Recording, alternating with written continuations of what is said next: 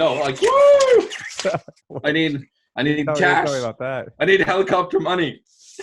Well, hey guys, this is Tim Picciott, the Liberty Advisor, and we are joined with so let me start off. This is the Tim and John show. What is episode number 2 now? I'm not sure if we'd count.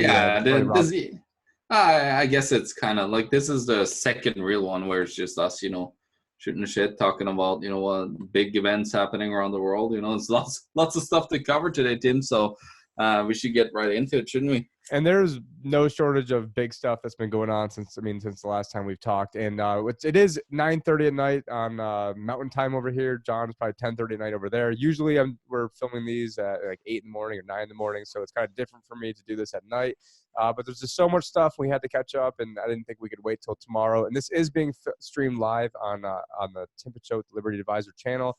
So if you guys are watching this on Wham later, that's one place. And then we are pretty active now into Discord. So before the show, we were doing some show preps, and people who are in the Discord were, helping us out and giving us articles. So that's one way you can interact with John and myself. John's a little bit more active than myself on there, but all the articles that we share throughout the day, they all go into the Discord. So if you guys want to insight into the mind of myself and John, which is probably a scary place to be, then you can go to our Discord.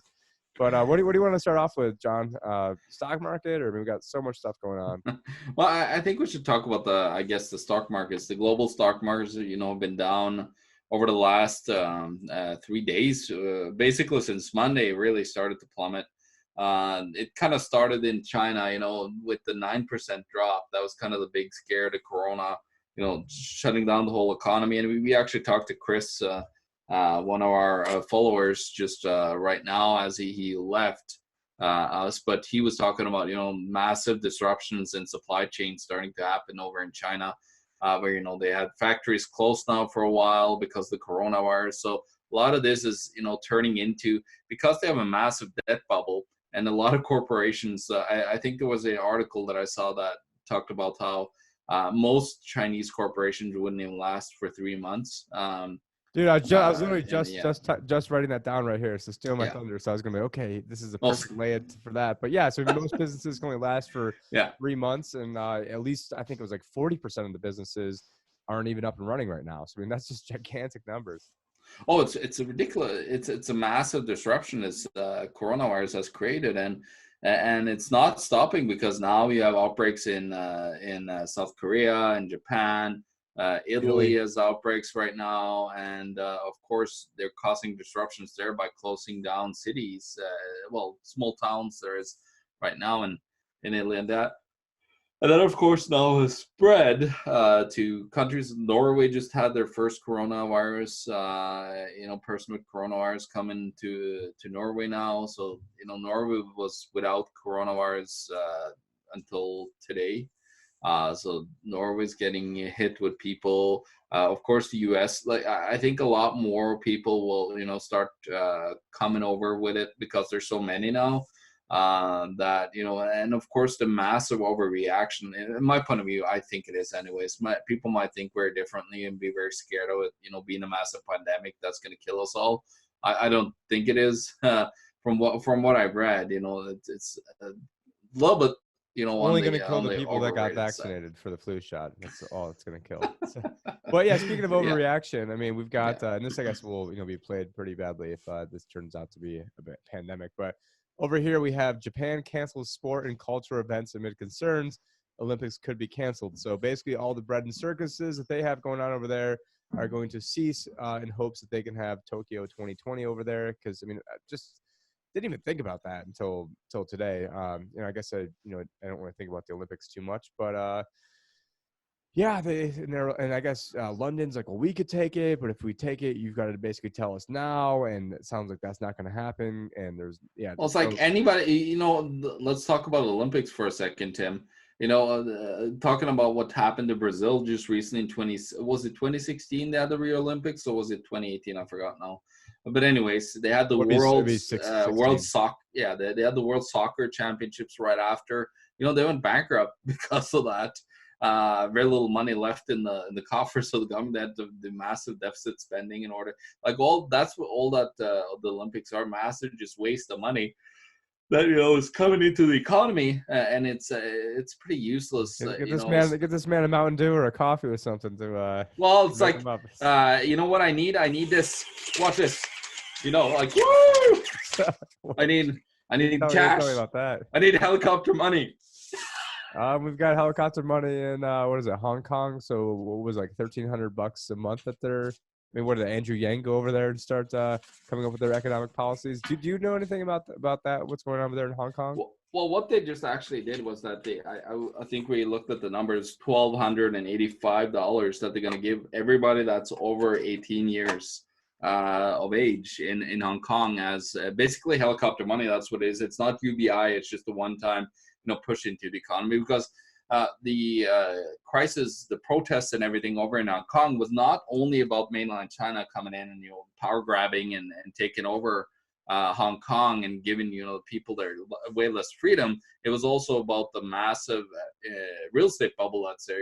People basically live in little plastic compartments everywhere. So all they need is they need this, more of this.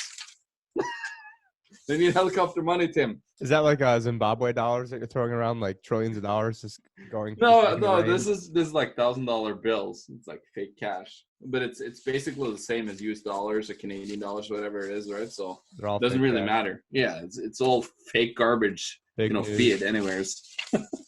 But so it's a lot Chinese of car sales. I mean, those are down. Let's see, 83% for the third week straight. And I think Chris he sent us an article. I'm trying to find it, but even something like the carbon emissions out of China. So here it is. Oh, there, it said down 25% or something. Right here. So analysis: coronavirus has temporarily reduced China's CO2 emissions by a quarter. So there you go. That looks like that's the perfect. This is the thing. This is what we need to do, Tim. Greta Thunberg is behind this. No, this has done way more than any legislation or Greta Thunberg or anybody. Well, this is what needs to happen. Then we need to have this coronavirus outbreak around the world. This could actually cure, climate change with this coronavirus. First of all, you could wipe off a whole bunch of people, so you get the CO2 emissions there reduced. On top of it being nobody could do nothing because they're all in lockdown. So, then there you go. That's saving the climate right there. We need more of these virus outbreaks, pandemics. Let's have a mass pandemic, wipe off 65 million people like Bill Gates wants. That's what we really need, Tim. Well, now we just so we don't get shadow banned and get accused of inciting violence, we are basically quoting none other than Bill Gates when it comes to all this stuff, when he says things like, we need to get carbon down to zero, and this isn't like his equation, it's this isn't like you got like a 10-foot car and a 10-foot in a 9-foot bridge, and you've got to have your car go down 2 feet. He's like, no, you've got to get down to zero. And then he shows P is for people in the equation. They're all laughing that it's got to get down to zero. And then goes on to say, if we do a good job with the and I haven't watched this in years, but it's something we do a good job with the food, the vaccines, and the healthcare system, we can lower that number by X something percent. Yeah. And then what was it? Oh, so I also want to point out that Josh Segerson was on Sam Tripoli the other day. You guys should definitely check it out. It was an awesome interview, and not just saying that because we're on Wham. I think it was a great interview. And on there, Sam Tripoli goes, what is this, like Babe Ruth calling out his home runs? And so it showed, Bill Gates talking about these different pandemics, like right before it happens. And so it's just very, coincidental, and these all come out of the, I don't know a ton about this. I haven't spent a lot of time delving into the conspiracy aspect of it, but it seems like it did not come for that fish market. You got this weaponized biosystem lab over there, then it just conveniently, comes, basically right from that exact area. And they're like, oh no way they could happen from our bioweapons lab that, was researching this exact same thing. Well, yeah, it's like the Lyme disease, it came out of like right where they have a bio lab, and it was a place called Lyme where suddenly Lyme disease appeared in ticks, it goes with coronavirus. So, I had a question, in that equation that Bill Gates had, did you have Fiat in there? Did you have Fiat? Is it going to go to zero? Is it going to go to zero? Actually, it's funny because Josh was actually mentioning Plum Island in the Sam Tripoli episode. So I don't know if you saw that. So it's just funny that. No, I did not. No, I haven't had a chance yet. No. Yeah, it's funny that you brought that up, though. Sorry, I'm just getting addicted to my money cannon. I had no idea that you're gonna be bringing a money cannon over here. No, you didn't know. You did not know. Well, I bought a money cannon. I need to print money. I need to print money, buddy. You know, Well, that's printing what. money is probably Yeah, going to be pretty good for gold in the long term. And another shout exactly. out to Zaphoid, Chris, who sent us this article saying that Citi sees gold topping $2,000 in the next 12 to 24 months. And if you guys want to know what we're talking about and where we got these articles from, we have a Discord. And so everything we save, it goes into the Discord. And then we've got a whole article section in there. And then as we were doing some show prep, which we usually never do any show prep. Usually we just come on and just start shooting it. And so this time we did a little bit of show prep, which is more of us probably just, fooling around. And then yeah, this is part of it. But Citi sees gold topping $2,000 in the next 12 to 24 months. And this is even, Citigroup talking about this. And I mean, you just have to look. I mean, what was it? China the other day printed like 2 or 3 Mondays ago, printed $174 billion. Yeah, exactly. In one day. Which was that's not actually now more than the market cap of Bitcoin. Bitcoin's right now is about 160 billion, and they printed more than that just in one afternoon. No, it's ridiculous, Tim, and this is what's going to happen, and that's why you see the Hong Kong, their central bank putting out the helicopter money. It's all about keeping the system from ending up in deflation, right? And because that's the biggest fear of any central banker, and of course, Mr. Ben Bernanke of all of them, back in 2002 had his big talk that Osama Ben Bernanke. Yeah, it basically said that if we get deflationary pressures, just don't worry because the pressures of the printing. He said the pressure of the printing presses would be applied, and inflation will eventually win over deflation, which is of course the enemy of any fiat currency system that needs constant debt in order to of course be alive. Inflation will eventually win over deep. So yeah, no, but it's interesting. We were just talking about how the Federal Reserve balance sheet has flattened out a bit here, and how it's interesting how the coronavirus came right at that time where the balance sheet was starting to flatten out, and all the protests going on over in Hong Kong. Yeah, and of course, like if you take a look at all this money printing around the world, and it was kind of like a great detractor from a lot of I sent you another article, I believe, Tim, from Beirut, but this is from Lebanon.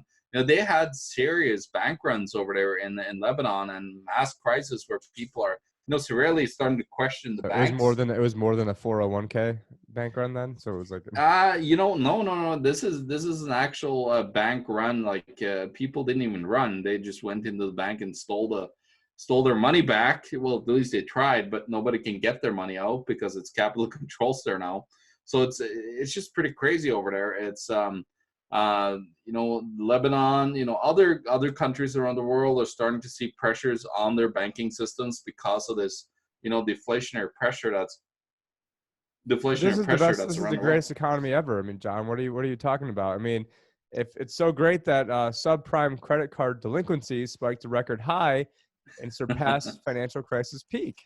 So, I mean, this would have been really good for for the presentation I gave. So if you guys haven't seen it yet, we've got one from Anarchapulco, the TDV Summit, where I basically gave probably the best smackdown that I think there's been in terms of destroying the notion that this is the greatest economy ever. John gave an awesome one on the war on cash, and I guess John doesn't have any video editing stuff, so I'll see if I can go get that edited for him, and we'll throw that up there too, because that was a great speech. I mean, it was a packed house for John. They all loved it. No one was leaving, and it was great. Did a great job on that one. Well, it's interesting with the delinquencies on credit cards, and of course, that comes on top of we've covered this many times, Tim, and this is also in my reports that everybody should get. My report is available. I have, if you put in, if you go to my website, look up under the shop, I have Global Risk Report 2020 out there. I have a lot of stuff crammed in. I even have been adding stuff to it as we speak because I can. I add because there's so many different developments, Tim. So I just got to keep on adding a little bit to it in my risk report. But you could get it for now. If you go there, it's $99 usually. But if you put in TET for the economic truth, you actually get 75% off. So it's about $24, which is a steal of a price. All right, so I'm showing them right now. So we're at the economictruth.org, and then you said go down to economic analysis. Was that? No, go to shop. If you go to shop there. You'll see right under there, and if you actually click on global investment risk report there, so 99 to your right there, just over, yeah. Boom. And what's interesting here, if you go down, actually, I have two guys that have looked over and bought the report. If you go all the way down there, you'll see some reviews at the bottom here. And these are not just like somebody. This is a senior vice president and a good friend of mine actually now. We totally agree on a lot of things. He's from Morgan Stanley, and there's actually a former World Bank economist that have really looked into a lot of my stuff now. And he wrote this little piece on what he thought about my report. So you can see that, yeah, there's some people that even the top guys, Big dogs. yeah, think that, I'm putting out some valuable content for people, and I really do my best. It's been 10 years now, so it's starting to become somewhat of a little bit of an expert on things, and starting to understand, how the world economy hangs together. And what's great though is that it's not too much crazy academic jargon in the report, because I hate to be frank, I really hate all that economic jargon, all that fake language that they put up, so nobody will understand it and be like, oh yeah, just don't worry, leave it to the economists, because they are the only ones that understand what quantitative easing is, or Operation Twist, quantitative tightening, whatever they like. The economists are just basically trying to see, say the least amount they can in the most amount of words.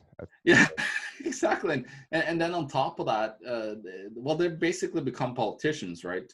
Where you gotta, never answer a question, first of all, and then try to just wriggle your way around the question by saying a whole bunch of garbage that nobody cares about. And so that's how it works now. There's no real facts, or math doesn't matter anymore in the economy. It's also and now all supposed the to new be kids are going to based learn on Common mathematics. Core. Now all the new kids are learning Common Core, so they're even more screwed than they were before. Yeah, well, that's the interesting thing. So we're like, basically, the whole what do you call it? The whole economics degree, PhD, when you go all the way up, it's supposed to be based upon a whole bunch of formulas. The problem is, like, I looked at some of these formulas, Tim, and quote me wrong here, but if you have a formula that has, I think I looked at one, I forgot which one it is, that has something to do with monetary velocity. But monetary velocity is a set there, like it's supposed to be solid, but it always fluctuates. But then on the other side, you had two solid numbers that would not change. But then you have a fluctuating number and solid number on the other side of the equation. That doesn't make sense to me. Like, when one number can change on the one side, that equation is flawed.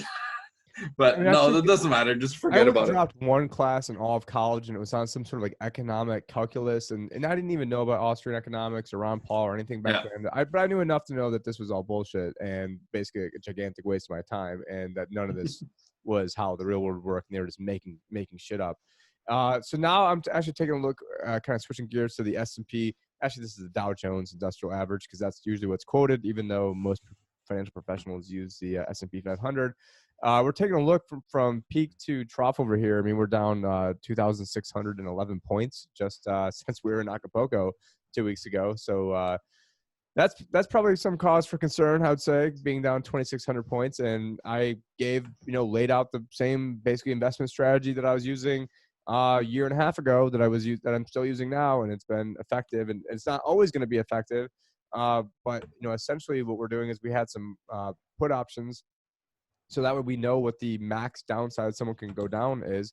But then we also realize that we're in a world where essentially the powers that be, the big banks, they want to have rates go back down to zero. They want to have the implied, direction of all these interest rates going down. So what they're going to do is they are going to keep having the market go down until the Fed cries uncle. And so at what point will they do that? I mean, will they want to do that? Because then they're going to be accused of doing political things to help out Trump, when Trump was then accusing Janet Yellen of doing political things to help out Obama, which is in my presentation. And so who knows? I mean, I think about 20% is the amount. Then you've got Donald Trump coming out. And it's funny because I said this actually in the last video that I did, only a quick 10-minute video, where I said, as the market could be going down because, it looks like now there's a greater and greater chance that, a hardcore socialist could be in there. what I like to also call a communist in Bernie Sanders. And the crazy part is, so as Bernie gains more and more steam, and I think they'll probably steal from him anyways, but as he gains more and more steam, then the market can go down even further. Then as it goes down even further, then it's more of a chance that Trump's going to lose, and then which then makes the market go down even more. So then it's like a whole feedback mechanism loop. And they're probably going to steal from him and put the CIA asset Pete Buttigieg in there. Is sort of what I think is going to happen. And then I was watching part of the debate. I'm not sure, you probably didn't catch the debate. I watched some of it after the fact. And what really struck me is I saw a lot of the same crap that were pulling on Ron Paul that they were pulling on Bernie Sanders, where they stacked the audience. I think it cost like over $1,000 to get in there. It was all Bloomberg cronies and Tom Steyer cronies. And, every time they said, and meanwhile, I cannot stand Elizabeth Warren, cannot stand Bernie Sanders, but I know that this whole thing is just a screw job. And so you see like how they place like the different shotgun mics. When people are booing Bernie Sanders, they focus on that. And then when Bloomberg is up there, they focus on the people who are, just going wild and doing all this applause. And it's not even that. And then they've got, they're running Bloomberg ads during the thing. And so, I mean, it's just a whole bought and paid for. And, I'd love to have. I told you Hillary's going to come in, Tim. It's happening. Yeah, she made the presentation too, because I think that she's letting everybody beat themselves up. I don't really see her being a number 2 to Bloomberg, or if she is, then no, she's coming in herself. I told you that. She's coming in herself. She's not willing to quit. What Trump, said the best quality that Hillary had. She never quits. You know what? I do remember that. I do remember that. That was good. Actually, so this is right now, and I guess we actually are live, so I can say that we're live. So now the Dow is set to drop more than 400 points on the open. So that would then put us down 3,000. Things are starting to heat up over here, down over 3,000 points from. And that was today. They were the last 2 days, mind you. The Dow implied open was, I think, like 2 days ago, it was like 230 or 250. And today it was like 100. And I posted about this on my Facebook saying 100 implied open when you've gone down 2,000 points is a terrible, terrible sign, because it's probably like the plunge protection or some algos in there who are buying. Unleash the cash. Release the hounds. Well, my hounds might murder me, actually. One of my little boys here is very aggressive against me recently, but I feel like he has a grudge. Maybe he's a socialist, and, he's one of those Antifas. He really gets aggravated by my capitalist thoughts. He's mad that the Yang gang had to drop out and can't get more. Yeah, no more of this. No more of this. No more helicopter money, then.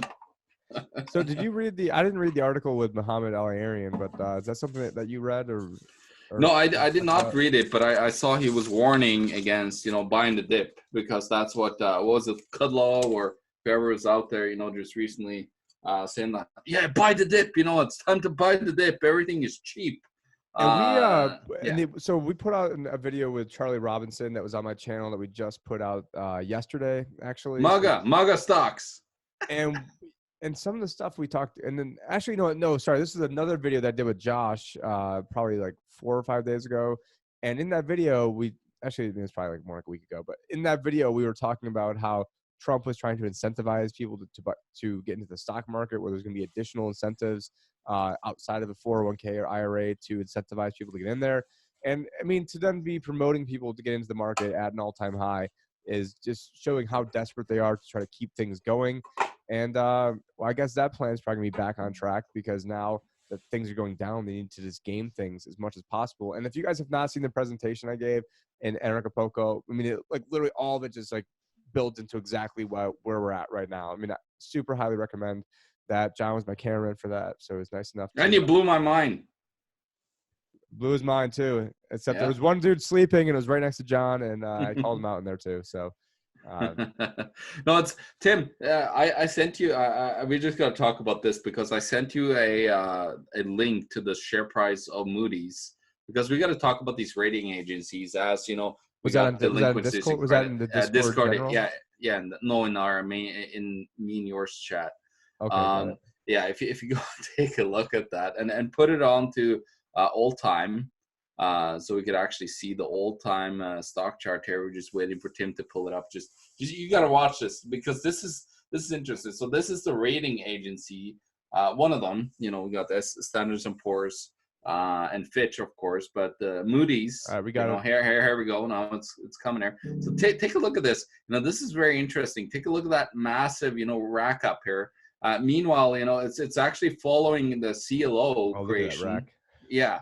It's just basically following the collateralized loan obligation, you know, that they're rating, which is basically a derivative, which is the same as, you know, the derivatives that they built for the credit defaults, the collateralized debt obligations back in 2007 when that collapsed. So now you're seeing the rating agency here is, again, you know, and it's skyrocketing. If you go and look at banks, I have in my report, Tim, of course, like all the major banks around the world, they're actually most of them are on lows, except for, I believe, the only ones that really are up is Goldman Sachs, and JP Morgan. Those are the only banks that are up in share price. All the other ones are down. But then, of course, you've got Moody's up there, you know, just skyrocketing in share price. Doesn't Warren Buffett own like part of Moody's? He owns one of them. And then what a perverse relationship where they know that they have to give these ratings. If they don't give the ratings, then they can go to another rating agency and lose their money or lose the business. And so it just creates this whole perverse relationship. And then I talked about this too in the presentation. That I can't remember the stat off the top of my head, but it was something like 46% or maybe even higher than that. I think it's about half of all corporate or AAA, or it's not, half of all investment grade bonds are BBB, which is the lowest investment grade quality there is. And then if you take a look at 2018, Tim, there was 78% of all issued, a little bit more, 78.41, I believe, was speculative. So it was not investment grade. So it was BB and what lower. I'm talking about is half of the investment grade is the bottom rung of investment grade. And typically a huge percentage of those in a recession get dropped down a notch. And then it's going to create all this forced selling from the index funds and from because all of a sudden, if you're ranked BB and you're in a investment grade fund, well, then they're forced to sell. And then when they're forced to sell, then that creates even more selling pressure. And it creates a whole basically catastrophic effect. And so either that's going to create the market to absolutely tumble, in which case our put options and then probably some of our gold and probably some Bitcoin positions, other satellite positions are probably going to explode in value. Maybe not initially, but eventually. No, there'll be a sell-off, right? There'll be margin calls, you know, to cover or whatever. And then what's going to happen? Safety. Other central banks are going to come in, print a bunch of money, and that may or may not actually, you know, make the market go back up. I won't say fix it, but it won't. And so we're in a situation right now where everything is artificially gamed, and if the market goes up a lot because it's more artificially gamed, we'll win because of that. If it goes down a lot, we'll lose, you know, a lot less than everybody else, probably mid-single digits, in the mid-single digits, and then we'll come in and buy a bunch of stuff that got lost way too much value, and then I think we're going to come out ahead in this. But the problem is the average person then is going to be way worse off, and they're going to try voting in more hardcore socialists and communists. They're going to vote for more government, make things get even worse. And and for those of you listening to the podcast right now, not actually viewing us, John is having a great time over there.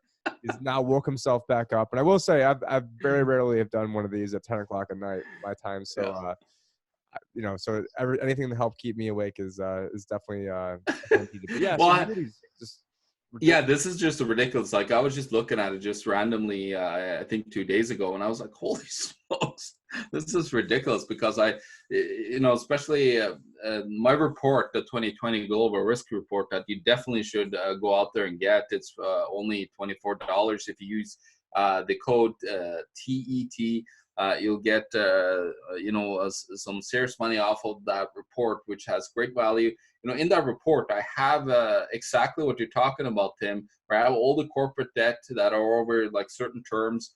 And the longer the terms, Tim, the more BBB. So basically, I think it was, I forgot how much of that actually report it was, but it was just, on that. Yeah. Oh, so here we go. We got Moody's Corporation. This is about 2.5 years old. Oh, This is Mr. Buffett. 12.8% stake in the entire There you company. go. This is a couple years ago. I'm sure it's, it's probably floating around that somewhere. He's But probably bought more. But That's then they have, probably what's it's driving up the share price. But then they have other companies, and those other companies that they have can then be rated by Moody's, and so then it's like you're buying. It's like the fox guard and the hen house that they can then go to the other companies and say that they're financially solvent, because if they weren't, then the value of their portfolio would go down, and if it does go down, I mean, the largest recipient of bailout funds was Warren Buffett, and so they want to raise your taxes because your tax money goes to them. That's why the rich don't pay. The ultra parasitic elite, they don't pay taxes. Well, talking about Buffett, he just bailed out like last year. I was last year or I think it was 2017, 18, where he bailed out Home Capital Group, a home lender that was going belly up here in Canada. But then 6 months after, they issued a mortgage-backed security. Interestingly enough, that was AAA rated, and of course, he bought and he owned Home Capital Group. He bought it with I think it was $13 billion acquisition that he did. And then of course, he buys, he owns the rating agency Moody's, which rates then, AAA.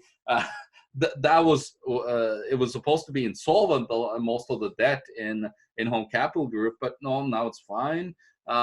It's interesting how, it kind of coalesces with the issuance of CLOs. It's like kind of right at the end, or these derivatives are kind of right at the end of a credit bubble, because you got to get them off their books, all these by using these special purpose vehicles and entities, as they're called, corporations that they shovel these mortgages into, and then he was calling derivatives a weapon of potential financial destruction, and here he is, helping, change the laws to.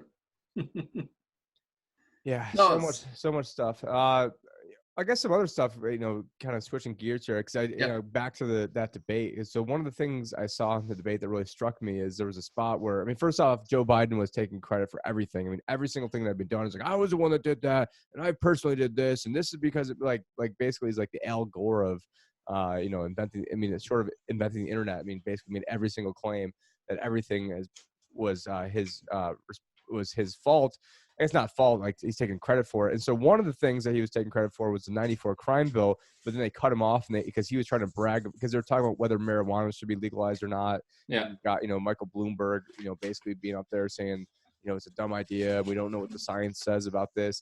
And then you've got Joe Biden's like itching to get in there. He's like, I wrote the 94 crime bill. I established the 94 crime courts. And then they cut him off. And then they go over later on, he's then talking to Tom Steyer, who Tom Steyer owned a bunch of private prisons. And so he's like, and how dare you own all these private prisons that, you're exploiting black people. Like, oh, they're the same black people that got in there because of the 94 crime bill that you wrote. Is that not lost in anybody? I watched very little of this. I think people are stupid, Tim. That's what it all comes down to. They just think you're a sheep, a moron, a useless little peasant out there that know nothing, that they could just blatantly lie right to your face. They're saying one thing, like within just minutes, right? They're saying a totally different thing. So and now Bernie Sanders is a Russian agent, and he's a Russian. So here we go. Facebook investigates suspicious pro-Sanders content. And actually, even on my Facebook page, they said that they need to verify my home address again, or else they're not going to let me post. Hey, don't believe them. It's the Swedes. They're behind everything, Tim. I tell you. Damn Swedes. Yeah, the Swedes. Look at the IKEA empire. He was actually Nazi. The head of. He died now, but he used to be one of the biggest Nazis in Europe, actually, back in the time. So there you go. It's the Swedes, Tim. And then part of your presentation, you're talking about how the Swedes had was it the first central bank, or they're the ones who sort of? Well, yeah, actually, they had their first private bank. Well, not the private bank, but it was interesting. And let me just tell that story because it's pretty hilarious. So the Swedes, of course, back in this is the 1600s, mid 1600s, they used to have something called the copper dollar, which was just humongous. Like they were literally from I believe they were all the way down to £5 all the way up to 5 kilos all Are the way they up to shaped like at 40 least like a kilos. barbell so you can kind of get like dual use out of them? No, not even that. They're Like they just were like useless plates that was stamped by the government. So they were like massive, and they had serious issues to actually like collect taxes on it. The carriages that they went and stole all the money from the peasants from got stuck everywhere because it was so darn heavy. So of course in 1663, I believe it was, no, 1656, it was Palmstruck. John Palmstruck created the first paper or money that was issued, but it was private bank that he issued it from. So it took like only 7 years for it to fail. And then, of course, he was sentenced to death by hanging. Meanwhile, only 6 years after that happened, the first central bank opens up with the same money printing idea that Palmstruck had, that he was sentenced to death for. The Swedes actually created the first central bank of the world. So that's quite interesting. We were talking about Swedish domination here. They are, Tim. I'm serious. I know, the Swedes John are in being a control. Norwegian, we just lost all of our Swedish audience. So No, I got lots of friends. They know how we always trash talk each other. It's a natural thing that you have to do. If you're Norwegian, you're supposed to hate the Swedes. and they'll probably just talk about how they've got better hockey players and a lot more Olympians. Well, be able to. Well, it's really funny. We actually have opposite jokes. So the Swedes have the same exact joke about the Norwegians. So it's pretty funny listening to it. Speaking of funny, one other thing that I came across today, I didn't really read the whole thing, but we've got Cenk Uygur, the Young Turks dude, says a union would hurt progressive outlet. And then, I mean, somewhere in here it goes on to say that, if they had a union from the beginning, that there's no way. He said, if there had been a union at the network, it would not have grown the same way it has. And I think somewhere else he goes on to say, for a smaller digital media company, those are absolutely real considerations. It doesn't mean you shouldn't have a union. Everyone should know the full context. And I don't know, basically he goes on to be like, well, you can't, because of all the, the bureaucracies and rules and additional costs, have a union. And here he is, Mr. championing unions and Mr. We need pro-democracy and what the people think. And so they want to, he wants to complain about how hard it is when he gets paid a shitload of money by YouTube. They force feed all the Young Turk crap down her throat. Whereas our channel and, on World Alternative Media, we're basically have both our arms and legs chopped off, swimming upstream while getting dunked and crapped on the entire time. And then he wants to go out and complain about how tough it is. And, everybody else should have a union, but, let's not have us, and let's not have ourselves have a union. And just like, all these elites in Greta Thunberg, like, oh, everybody else, you guys can go live in squalor, but while we fly around in our private jets and go to our 10 houses. And yeah, well, hey, let me tell you about unions. I grew up in Norway. Norway is like laden with unions, like everywhere.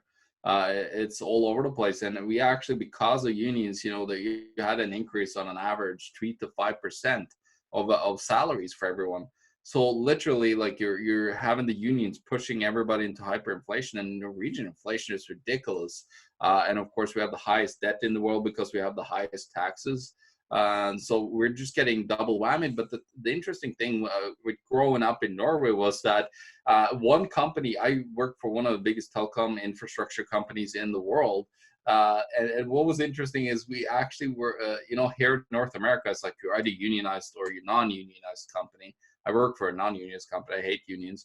But the company in Norway was both unionized and non-unionized people, Tim. And what was interesting is I got paid a lot more than the union people because I actually independently negotiated, and I was a good skilled worker. So I actually, worked by myself doing great work, and, got appreciated by that, by races, instead of the union guys sitting on their ass. I used to have the head of the union working for me. He destroyed one of my jobs. We lost like, almost like 50,000 kroner, which is equivalent to almost $10,000, just because of him showing up to work and then doing everything wrong, not telling anyone. And it's just like, I can't despise them. And of course they went on strikes all the time. And then like they literally tried to blockade the roads into the work site. So, I had to get by there. Like I was non-unionized, so I always worked. I didn't care, but I guess it was speaking really of funny. unions, I just see over here on CNBC that the Green Bay Packers quarterback Aaron Rodgers joins top NFL stars rejecting new collective bargaining agreement. So maybe even the NFL unions are trying to protect their Well, own. it's like this is funny. So you have like even for the breads and circuses have their own unions now. It's become very interesting. All these big arenas are taxpayer funded usually. Like here in Manitoba, for example, we have our CFL. The Canadian Football League. Our team just got. Of course, we won this year, but actually the same year they got actually bailed out because the provincial government took on, I think it was like something like almost $30 million worth of debt that they took on that they failed to pay this sports club. So they've basically been bankrupt, but then they took all the debt and made it, a taxpayer bailout, basically. Well, So right by yeah. me. So I'm right next to Glendale, Arizona. My new house is actually like literally like across the street is basically Glendale, and I'm not in Glendale specifically because I think it's the second most indebted city as like a percentage in all of America, because they brought in the NFL stadium and they had taxpayers pay for all of that, and they brought in the hockey rink, and it was in a part of town that wasn't super popular and kind of far away from things. And so I mean, they were doing the math like, even if they sold out every single time and they were selling X amount of hot dogs and like all these rosy projections, they still wouldn't break even.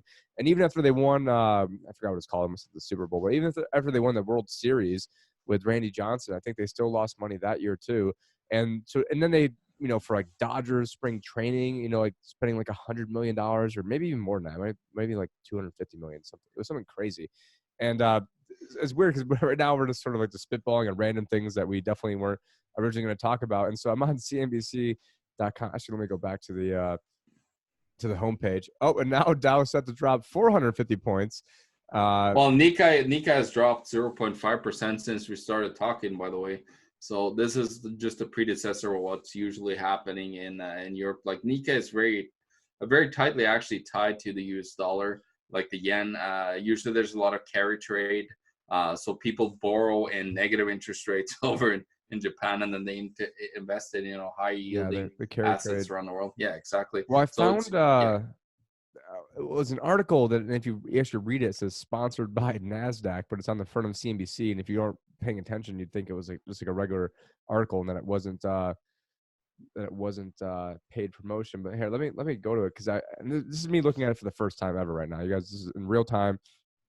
Paid post for NASDAQ.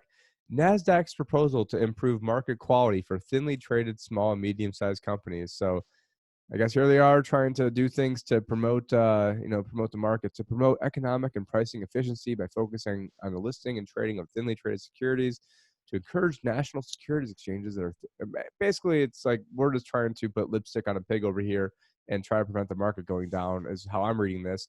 And maybe one of the reasons why the market's going down is because, and this is a Zero Hedge article that I think just got posted, where The it Fed, shows, the Fed is coming. Woo! oh, literally. And so scientists discover HIV-like mutation, which makes coronavirus extremely infectious. Now, I'm not a doctor. I'm just reading this right now for the first time. And it's saying there's an HIV-like mutation, which allows it to bind with human cells up to 1,000 times stronger than the SARS virus. So COVID-19 has an HIV-like mutation that allows it to quickly enter the human body by binding with a receptor called the ACE2 on a cell membrane. And I'm not a doctor, so I don't know what any of this crap means, but basically it says it's 100 to 1,000 times as efficient. So much more efficient killer. And this is part of a uh, paper published by Dr. Zhu Peng of the Wuhan Institute of Virology. And meanwhile, Zero Hedge is reporting on this stuff, and they are now banned for Twitter for life. So that's the kind of world that we live in. And so, so as this news starts getting crazier and crazier, it looks like the Dow is dropping even more. So, I mean, now we're going to be down we're in total about 3150 if you take it into account from peak to trough over here. And so people have, accused me sometimes of shilling and, you're trying to do so much selling. But you know what? If you listen to my strategy 2 years ago, you'd be way up right now.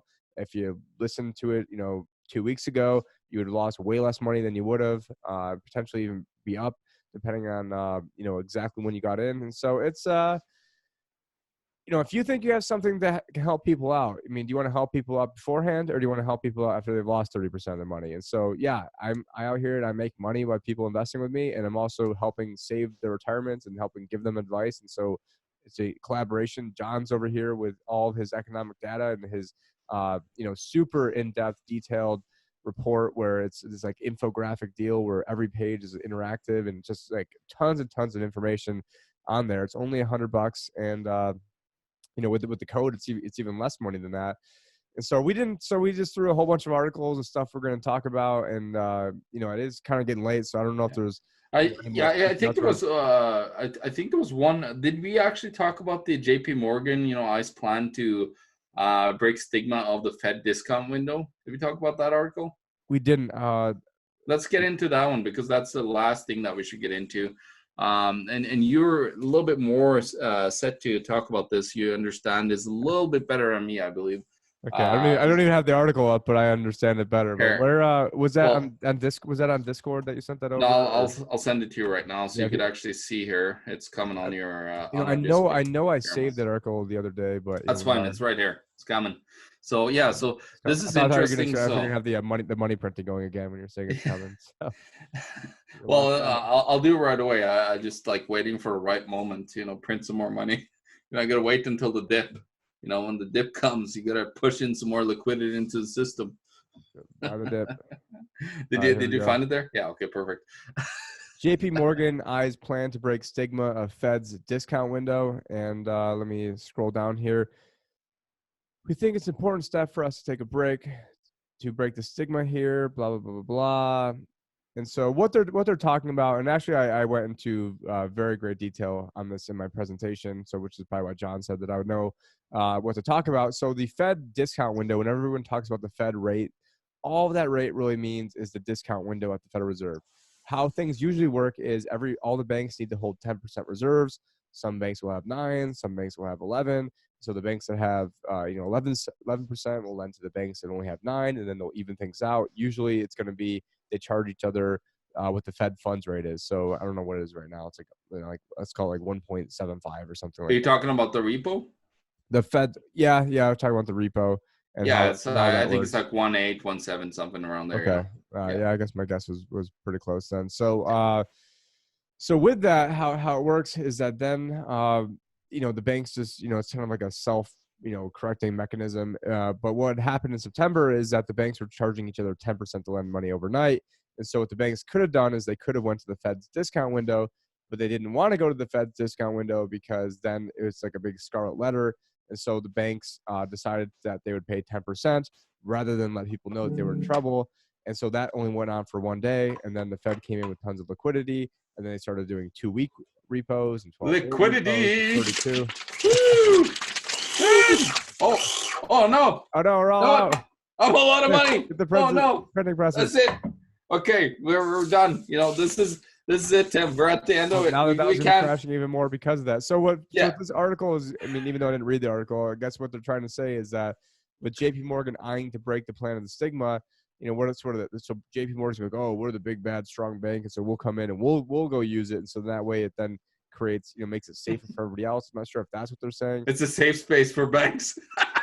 A lot of this shit was caused by JP Morgan allegedly to begin with because they had a whole bunch of they had a whole bunch of shorter term debt instruments, and then they ended up they shifted those assets into longer term debt, and now that longer term debt is characterized differently than the shorter term debts. Then they didn't have extra money to then lend out, and then that's kind of what caused this whole thing to begin with.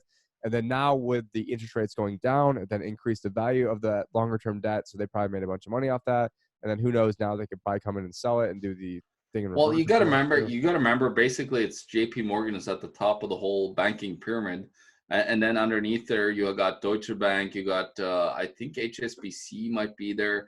You got what I believe Wells Fargo is at the top. And HSBC, that's Hong Kong, Shanghai. So I imagine they've got to be taking a shot. Yeah, you got helicopter money. Let's see if I got any helicopter money. Oh no, it's empty. It's all over. We've blown our wad. Yeah. We've got none left. There's no more money to be printed. It's like Weimar Republic. They had to stop printing. They actually printed only on one side of their $5 billion Reichsmarks. Because the ink was so expensive that they couldn't print both sides. It's the same thing as running out of ammunition, which I did. I tried to be a central bank, but over the time of just a an hour, I misused my power, and now now I run out of money. Deflation's taking place here. I got no tools left to print into the economy, so we're basically screwed there, Tim. Central Bank of John has gone bankrupt here, and it's time to go to zero finally of all that money printed. Time to maybe just you turn it on and off again in the morning. It might start working again. So you never know. I might load it up again with some more cash, but it takes time. It's supply chain management here, and of course I run out of the supply, which is liquidity into the system, and now we're gonna have a massive crash tomorrow. But here we go. Yeah, HSBC Holdings. I mean, they've gone from almost 54 down to 35 in the span of 2 years. So I mean, that's, I don't know, what is it like? Well, pull that out to the max. Pull that out to the max. Watch this. Like, here we go. Shit. Yeah, there you go. It's even worse. Look at this. So like 99 to, so I mean, almost it's called 100. Well, this is the peak. You don't care about the peak. Just go back to 99. This is not a bubble right there. 99. And even before it crashed 99. Yeah, it's basically it's almost crashed 50% from 99. That's like in my article. I have all these banks except for JP Morgan and Goldman Sachs, as I said.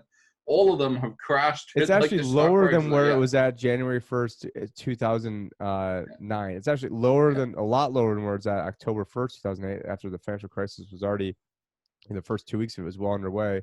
Well, yeah, it just shows that there's no trust in banks anymore. People are exiting out of banks. Nobody believes that banks have anything to say anymore. The trustworthiness of banks is just severely. And let's get into this. Let's maybe have the last thing we touch about. You mentioned supply chain of your money printing.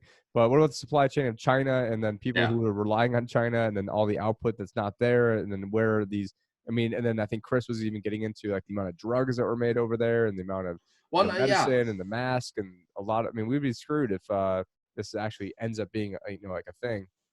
Well, most of the stuff that comes that I use in my field, a lot of it comes out of China. About 70 to 80%. Actually, this was made in China, by the way. I bought it directly from China. So there you go. But I did it before the coronavirus came out, so I lucked out on. So that's actually meant for like dollar bills that you just go. Yeah, you could feed whatever currency in there. Like, it actually fits. I think it's a dollar bill could even fit in there if you wanted to. So it's but yeah, go down to the next year if we go to Acapulco, just go there with a bunch of pesos at the Mexican strip club. No, it's just making it. Which I didn't. We didn't do any of that this year, but we're good boys. Me and Tim. Me and Tim are good boys. Sick. Down and out, but no, it'd just be funny because the pesos were so less. I had the coronavirus down there. I caught the coronavirus. And I have no idea what their money even is. I mean, they got all these different coins of, like, okay, this is worth, like a fraction of a penny, and Yeah, no, it's lug that around. But let's get back quickly to the supply chain in China, and how it's breaking down. The worst case scenarios here is that you will have the factories that produce kind of I think they're called tier 1 parts, where they actually are a super important part and that can only be manufactured from one plant. There's some stuff that could start to really seriously disrupt. For example, you can't produce any iPhones, you can't produce cars even, and so on, because of the supply chain disruption, because of all the closed, the quarantining of cities, basically closing all the cities, making them into ghost cities. But they do have a lot of ghost cities in China, by the way, beforehand. So that's nothing new in China. It's just that there's actually people with millions of people living in cities who are now ghost cities, which basically everybody lives inside. And this goes back to what we were saying, that it's so important to have the supplies when something like this could happen, because the government will just it's so important to have an extra whole ghost city on hand. Thousands of them, just in case something like this happens. Yeah, exactly. You could just go out of that city, and then how about just shipping everybody to a city that's, made for 5 million people? They could just ship all the corona people over there and just put them into one big ghost city. there you go. No, we shouldn't laugh about this, but again, it's just ridiculous. Like the amount of it's like gallows humor, as like the whole world's burning, and we've got it could be Bernie Sanders versus Trump, and then people want to call me an extremist, and extremist compared to what? I mean, look at this absolute shit show that's going on with this whole presidency thing. And I mean, well, I think it was spiced up. You got to laugh about it, but it really was spiced up when Trump comes out and tweets all the time. He doesn't care what he's saying. He actually, I think Trump did a lot of good things on that side, where he actually kind of opened more for a little bit of free speech, at least to people daring at least more speaking up against this, totalitarian. Actually, I like a lot of the stuff that he ultra Marxism, yeah.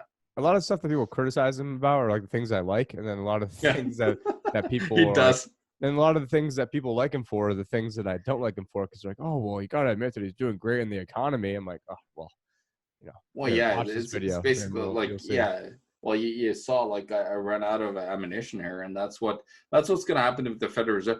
I believe the Federal Reserve will end up like what the Bank of Japan has done. We were talking about the Nikkei, basically almost like now very close to evaporating year-over-year returns. 12% of all the 86.11, and that was as of mid 2018, I believe, when I looked at the balance sheet numbers versus the actual physical supply.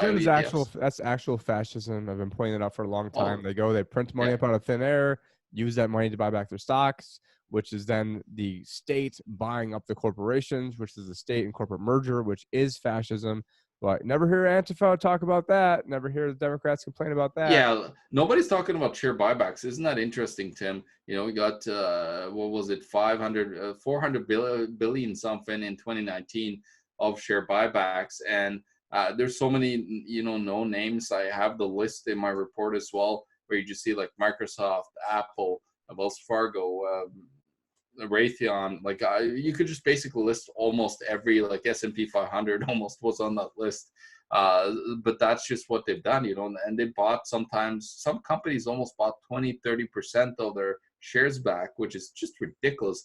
And there's no, like, we've gotten to the point where I call it the financialization of the economy, where when you can just make money with money, and there's no real reason for us to actually go out there or like do the work that I do, for example. There's no reason for me to go out and work. I just sit at home and trade and make money, because the stock markets always goes up. I just put some money into real estate, and the real estate would always goes up because of money printing.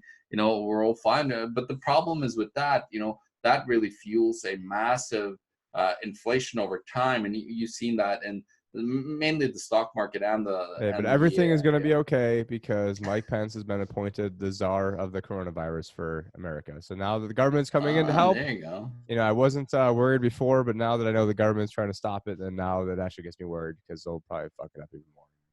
You know who we need as the czar? Who would be a real good czar for the coronavirus? I think Bill Gates needs to be in there and be the czar. Talking about how we could really depopulate the United States and just get they really should advocate to get the coronavirus everywhere, because this could be a real awesome pandemic that could really fulfill a lot of Gates and all these other guys' goals of reaching zero carbon emissions, because any human that is eliminated from planet Earth, we shouldn't laugh about this, but this is like the reality of what these crazy morons are talking about. Is the more people, it sounds insane, but I know it's true. So yeah, and it's crazy because like the more people you remove, well, now there's less CO2. But the problem is, like, nobody's talking about volcanoes or anything of that, that spews out, Which my flight was actually diverted coming back from Acapulco because a volcano went off. So I've never had that one happen before. Yeah, and actually, this is hilarious. We're talking too much here, but with the IPCC, they're actually, I think, was in 2 years from now, they're gonna actually start implementing into their numbers, calculate actually the interference of the sun on the climate. They haven't even used that yet, which is just beyond my grasp of understanding. Because then Dr. Tim Ball gets like sued over saying stuff like that, even though everyone knows. But actually, he sued Michael Mann for the hockey stick, and he won. So it's a lot of wins. He actually was probably the main guy behind the EPA and everything over there, because he went over there. Like when I talked to him when I was in Phoenix, actually. We called it an inconvenient lie. It was basically the anti-global warming kind of case, we tried to invite a whole bunch of people that was for global warming, but I think nobody Ernie went there, and he actually had Yeah, a sign. that's how I that actually said, meant. That's actually how I met Ernie. I think his sign says something like, "What happens when it gets cold?" or like, "What happens when, if we Yeah, get but the it next was, ice age." but just like discounting the sun, that's like totally insane to me. Like the sun literally, like, well, on my weather station that I have, it was one day throughout summer, it was warming 1,038 watts per square meter. Sun doesn't have anything to do with warming. And And nobody has any idea what yeah, that means, but we'll just take your word that it's a lot. well, think about it. It's like putting a baseboard heater within a little tiny 1x1, 1x1 meter square box, your and then closet. sitting in there. Yeah. So that's going to be hot. But that's how hot the sun gets. And, we kind of discount that the sun doesn't have anything to do with the climate. It's just beyond my belief. Like now there's actually a lot of experts. You should look up Suspicious Observer on YouTube. He's a fantastic guy. Super smart. Like he's looking at how space weather, the solar, solar winds and all this stuff affects actually and creates sometimes hurricanes. And it affects earthquakes, and it's just like crazy. Well, good thing we've got a space force to fuck up their space weather that's messing with the planet. All sorts of yeah. Anyways, dude, I need to get going to bed. Yeah. I'm usually never up this late, but anyways, no, it's been great hanging. Thank you. This is the initial live recording that we didn't even plan today, but we're just like, when can we get together? And I didn't feel like doing it tomorrow night, so I'm like, you know what, my kids are in bed. Let's just do it now. So yeah, there we go. So if you guys want to, see the stuff that we post on a weekly basis, or actually not a weekly, daily basis, different articles on the Discord, I'll link that in the description. Also, we'll link the Anarchapulco video that I did and at the presentation that I thought, personally, in my own humble opinion, thought it was pretty fantastic on all. It was top notch right now. I could vouch for that. Was that a white supremacist symbol that you're posting up there? I don't know if you're allowed to do that now, so we're gonna get. Hey, it's a red supremacy. That's what it is. I'm not white. Well, I'm actually very white. I'm way whiter than you, so like translucent. But if you're standing next to Naomi, then you might not be as white as her. No. But Anyways, thanks for joining us. We will be posting. So not everything makes it onto World Alternative Media. And so with this, we have a little bit more control of it. So if you guys want to go subscribe to Tim Picciott, the Liberty Advisor channel, I'm trying to get John to have his own channel too, but it is sort of a pain trying to upload videos and stuff. So I've told him he should put out his own The Economic Truth deal. And it's coming. Just wait and see. That'd be a great time to have more of that dollar bills flying out of there. I'm getting some theft back from the government. So okay. Cool. Well, anyways, thank you guys for joining us. This is Tim Picciott, the Liberty Advisor, and actually we didn't even practice this out, but I'm hoping you just say your name now. So then Tim Picciott, the Liberty Advisor and John Sneisen from The Economic Truth. Take care, guys. Thank you for watching. Adios.